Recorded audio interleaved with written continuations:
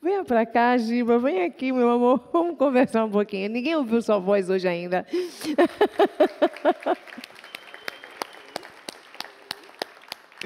Vem cá, nego. Isso aqui dá família, entendeu? Você quer convidar o próximo? É melhor, para não dar erro. Viu? Sim. Vamos lá, Alan. Vamos fazer um bate-papo aqui. Bora. Vamos sentar ali? A casa é sua. Esqueceu? Oxe. Eu vou. Ó, agora, para não errar mais, eu me despeço agora ou eu ainda volto? Eu vou voltar? Ah, então eu vou voltar. Vai que... Bom, depois desse show maravilhoso, enfim, de todo esse bate-papo que teve aí durante o dia, para mim é uma oportunidade única poder falar sobre esse tema agora, e eu vou me introduzir. Meu nome é Gilberto Costa, todas as pessoas me conhecem como Giba. Eu sou diretor executivo do Pacto, sou um homem negro de 55 anos, estou vestindo um terno azul, uma camisa branca, uma gravata quadriculada, e estou usando óculos. Enfim, me juntei aí a esse projeto desde o início dele, há mais de 3 anos atrás.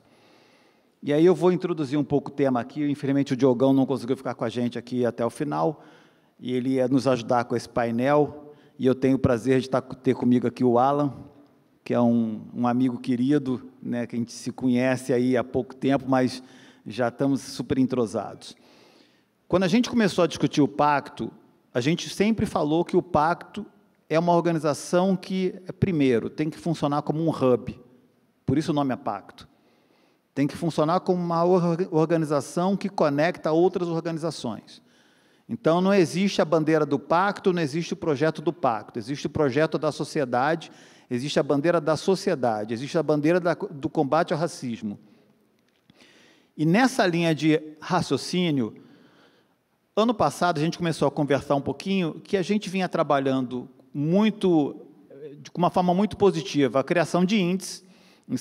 Então foi criado o Índice SD de Equidade Racial, depois foi criado o Índice SD de Equidade Racial Setorial, o Índice SD de Equidade Racial voltado para as mulheres negras, e a gente precisava focar em educação. E aí eu fiquei muito feliz, na abertura do evento de hoje, para quem estava aqui de manhã, com os números que o Tiago Amparo apresentou.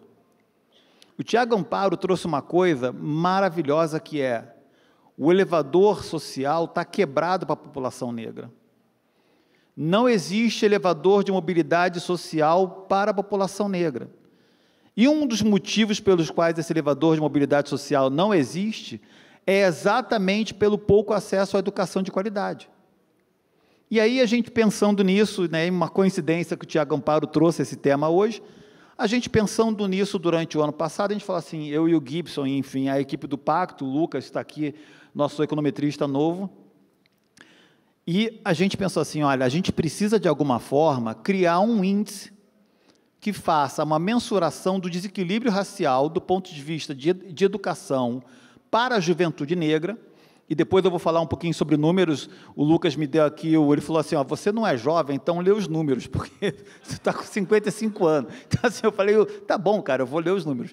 Então, eu vou ler alguns números que mostram a realidade dessa parcela da população, e a gente começou a procurar parceiros, e aí eu sou um cara, né, que eu digo que eu sou abençoado por Deus, eu tenho parceiros maravilhosos, como a Fundação Itaú, que de cara topou a ideia, que é como é que a gente consegue montar um índice voltado para a educação e empregabilidade da população jovem negra, que hoje em dia sofre com a falta de acesso à educação, sofre com abandono escolar muito alto, sofre com o acesso à empregabilidade por conta de questões de formação técnica. Então, eu vou fazer o papel do Diogo, vou fazer as perguntas para o Alan, e aí a gente vai trocando esse bate-papo. Gente, é um bate-papo entre amigos, depois de um show desse maravilhoso, tem mais um painel pela frente, então vamos fazer uma conversa leve.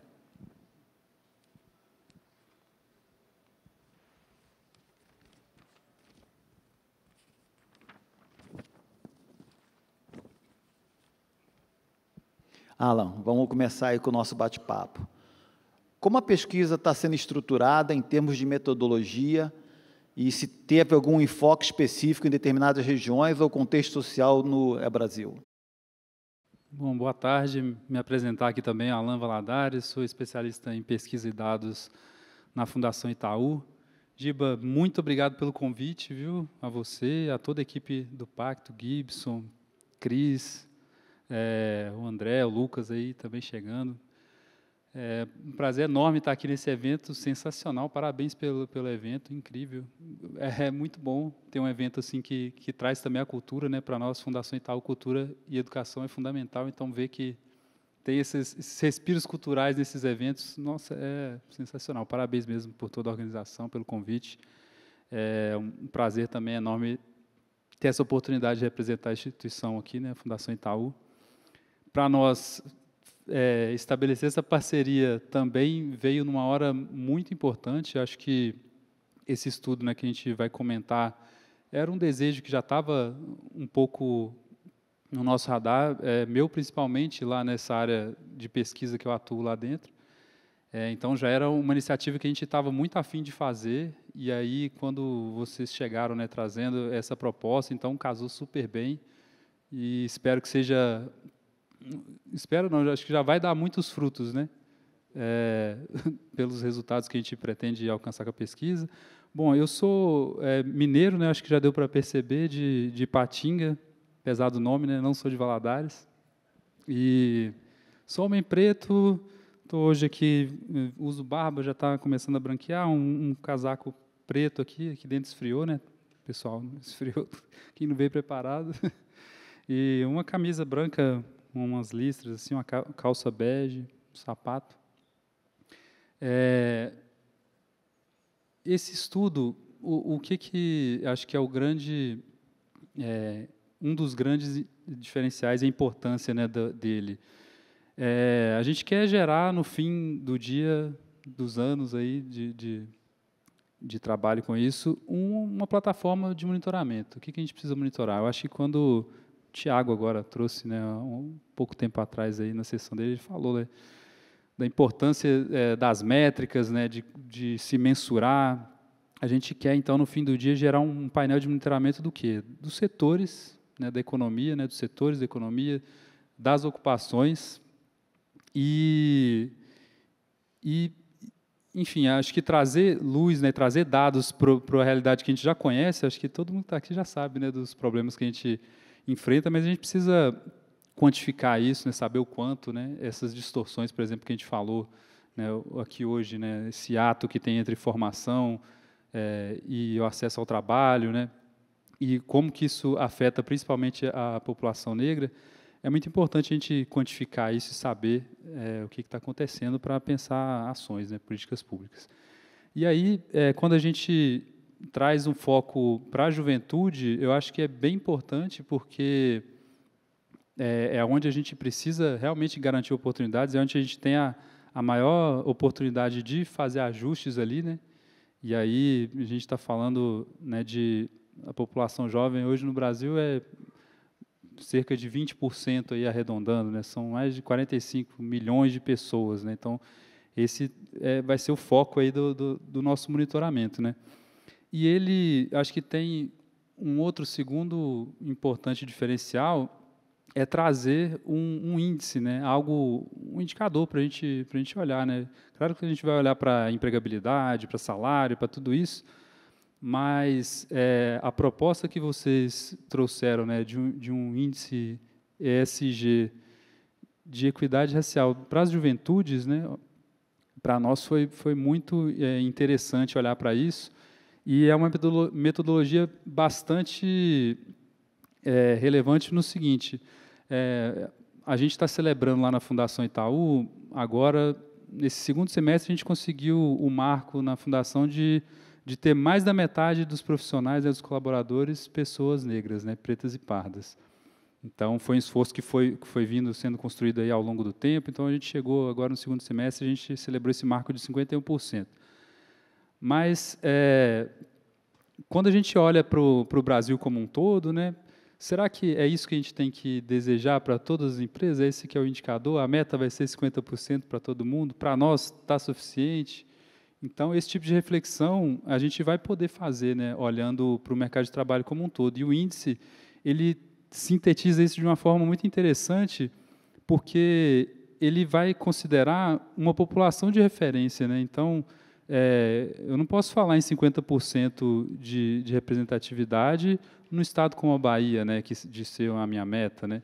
Por outro lado, faz sentido eu falar de 50% em Santa Catarina. Então, o índice é interessante que ele vai permitir essa análise mais comparativa, né, e trazer algo sintético e objetivo mesmo para ser perseguido. E aí a gente tem no Brasil, hoje, duas grandes bases, né, que norteiam várias políticas públicas, né, de mercado de trabalho, de vários outros temas, que é a RAIS e a PNAD, né? Então, as duas bases elas vão permitir, a RAIS ali, a Relação Anual de Informações Sociais, né, vão permitir esse monitoramento do mercado formal ao longo, né, ano a ano, e via PNAD a gente consegue olhar trimestralmente, né? Então, olhar para o que está acontecendo e conseguir focalizar, né, esforços. Olha, quais são os setores que estão conseguindo realmente fazer uma mudança de chave, né, de representatividade? Quais são as ocupações? A gente está tendo equidade entre os cargos, né, entre os níveis de cargos? A gente sabe que não, né? É uma realidade presente, né, nos cargos de gestão de pessoas, de gerência, de CEOs. Então, para fechar essa parte assim, de metodologia e da importância do estudo, que eu queria trazer era um pouco isso, dessa importância de a gente ter uma plataforma de monitoramento do mercado de trabalho para os jovens, para as juventudes negras, e que a gente tenha um indicador sintético que a gente possa carregar como métricas para a gente definir metas mesmo e pensar em ações, planejar e implementar políticas públicas nesse sentido, né? Legal. Eu vou trazer agora um pouco de números, que foi um pouco do que a gente olhou quando a gente começou a construir essa pesquisa, tá? Então, eu vou ler aqui a colinha que o Lucas colocou para mim. De acordo com o Estatuto da Juventude, são considerados jovens as pessoas com idade entre 15 e 29 anos no Brasil. A partir do Censo Demográfico de 2022, a população de pessoas jovens entre 15 e 29 anos é de 45,3 milhões, representa, como você falou, 22,31% da população total. Ao olhar essa parcela da população pela questão racial, a população negra representa 59,51% do total de pessoas, enquanto a população não negra condiz com 39,44% do total das pessoas. Houve um aumento de 5,92% de população negra na faixa etária com relação ao censo demográfico de 2010, que era composta por 53,59% no total. No que diz respeito ao acesso à educação, a desigualdade racial é encontrada tanto no ensino médio e no superior. Quando olhamos para a população com mais de 25 anos, segundo o censo demográfico em 2000, a população negra que possuía um ensino médio completo era de 15,4%, frente a 29,7% dos não negros. Em relação às pessoas com ensino superior completo, entre os negros o valor era de 2,68%, e entre os não negros 9,9%. Contudo, com o passar dos anos, as taxas de conclusão do ensino médio e a participação no ensino superior dos negros aumentaram, fruto das cotas nas universidades. De acordo com a pesquisa nacional por amostra de domicílio contínuo, a PNAD, a população negra com pelo menos ensino médio completo é de 47,7%, e entre os não negros é 61,1%. Enquanto no ensino superior, a população negra representou 12% e a não negra 26,4%. Então, a gente consegue, nesse caso, linkar que a formação de jovens negros nas universidades melhorou muito, e a gente falou sobre isso hoje durante o dia todo. As cotas nas universidades favoreceram demais a população negra com relação a esse sentido. Mas a gente precisa agora lembrar que tem uma gama desses jovens que não chegou nas universidades. O jovem que chegou na universidade, ele já furou a bolha, ele ou ela. ele já é um outlier. A gente tem que agora, através dessa pesquisa, conseguir direcionar recursos das empresas exatamente para esses jovens que não conseguiram ser abarcados pelas cotas nas universidades ou pelas ações afirmativas nas empresas. O que você espera ter aí de dados iniciais com base na tua experiência com relação aos resultados da pesquisa e como a gente pretende trabalhar esses dados? Eu acho que é isso, Giba. A gente viu que apesar dos avanços, né, dos esforços que a gente tem feito no campo da educação mesmo, né, acho que o Brasil investe relativamente bastante na educação, né, é uma das pastas que mais tem recurso público, né. A gente olhar para esses números, né, para como está a população negra no mercado de trabalho, é uma forma de olhar até mesmo a efetividade, né, dessas políticas educacionais, da política de cotas, por exemplo, né, do que a gente tem vindo melhorando na educação. Como expectativa, né, o que a gente imagina que a gente já vai encontrar é um pouco do que foi dito aqui, mas a gente quer conseguir focalizar, né? Eu acho que o importante dessa plataforma, né, de olhar para esses indicadores, é a gente conseguir ter esforços focalizados, né? Entender quais são os setores que estão conseguindo avançar, né, em termos de equidade racial, quais a gente ainda tem os maiores hiatos ali, né? Entender o que está dando certo para os setores que estão conseguindo avançar, levar essas experiências para os outros setores, e eu acho que aqui o esforço é de grande sensibilização e mobilização, sabe? Eu acho que o nosso papel aqui é de induzir que o mercado, né, empresarial consiga entender que tem um papel para além de consumir, né, de mão de obra, né, de consumir capital humano qualificado, né?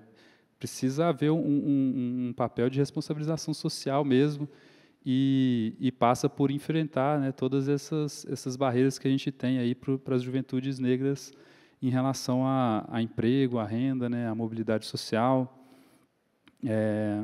Quando a gente pensa, por exemplo, nesse viés só social, já é bastante importante, né, que as empresas se mobilizem.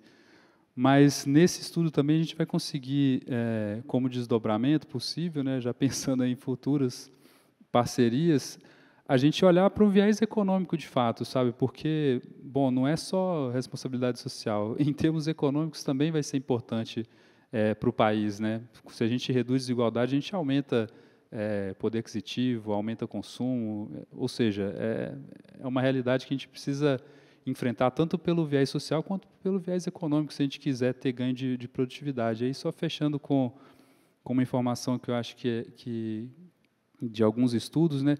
Vários estudos mundo afora, eles fazem o seguinte: eles analisam o aumento dos anos de estudo, né, da qualificação dos trabalhadores, né, de capital humano, em relação ao aumento da produtividade. Geralmente, isso casa super bem.